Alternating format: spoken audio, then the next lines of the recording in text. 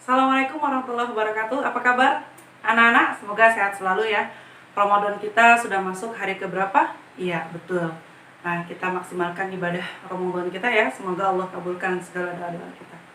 Baik anakku, kita masuk ke materi berikutnya yaitu bab keempat. Tapi ini adalah bagian kedua tentang perubahan masyarakat Indonesia pada masa penjajahan dan tumbuhnya semangat kebangsaan.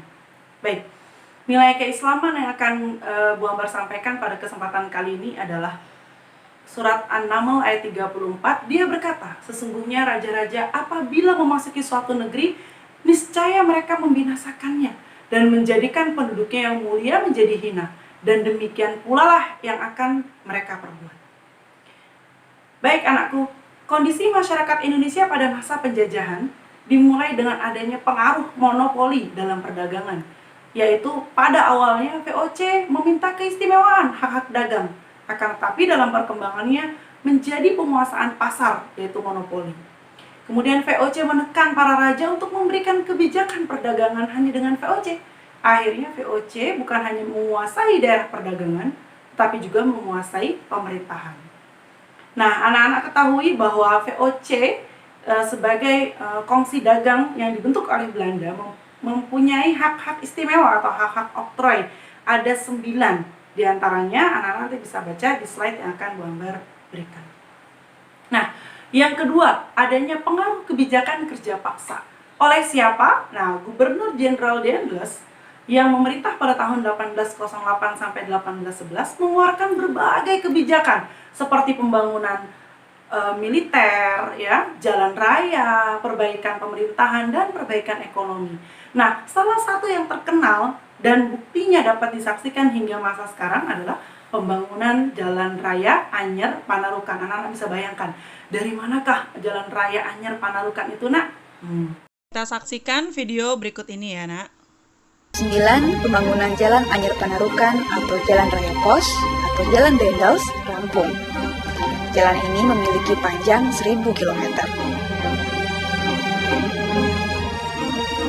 Namun, kesuksesan Dendels meninggalkan luka mendalam bagi penduduk pribumi.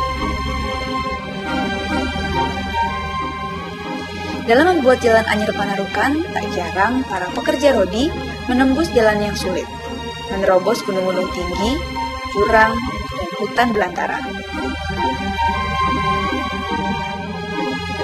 Herman W. Dendels memerintahkan pembangunan jalan raya pos lewat sistem penjatahan pada para bupati yang kabupatennya dilalui jalan ini.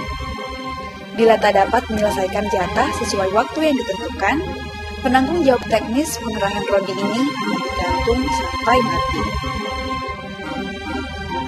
Di Gerobokan, warga pribumi yang tewas diperkirakan mencapai 3.000 orang. Tak terhitung lagi jumlah rakyat yang mati lantaran kelaparan, karena penyakit malaria, dan kelelahan hebat.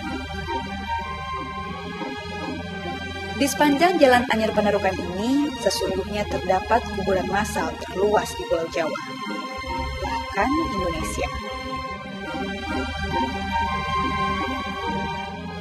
Kendati telah banyak warga yang meninggal, namun Dendels tetap meneruskan proyek ini.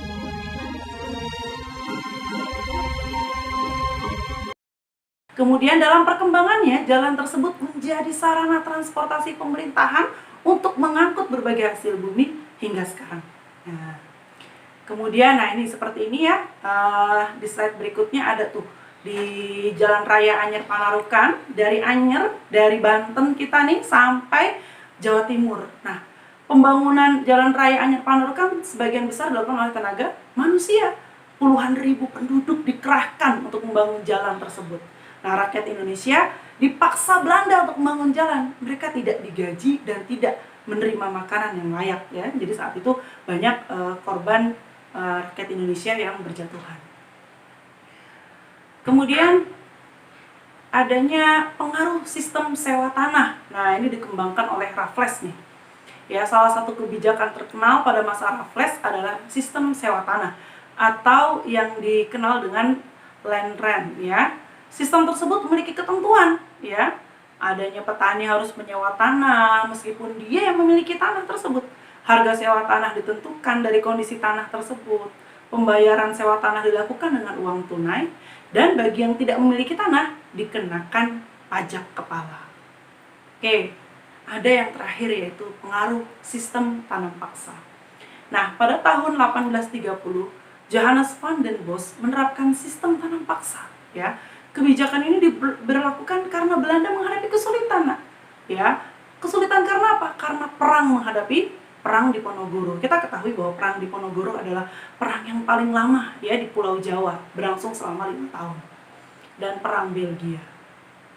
Kemudian akibat dari hal tersebut, penderitaan rakyat Indonesia akibat kebijakan tanam paksa ini dapat dilihat dari jumlah angka kematian rakyat Indonesia yang tinggi akibat kelaparan, penyakit, kekurangan gizi.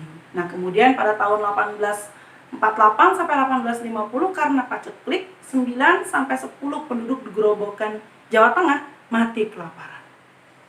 Nah, sampai di situ dulu yang Bu Amar sampaikan ya. Sebetulnya masih panjang pertemuan materi kita, Nak, tapi ini ada kaitannya dengan pembelajaran citizenship karena setelah ini adanya perlawanan-perlawanan daerah, kemudian adanya proklamasi dan pembentukan pemerintahan Indonesia. Tetap sehat, semangat mengisi Ramadannya dan tetap belajar. Mohon maaf. Assalamualaikum warahmatullahi wabarakatuh.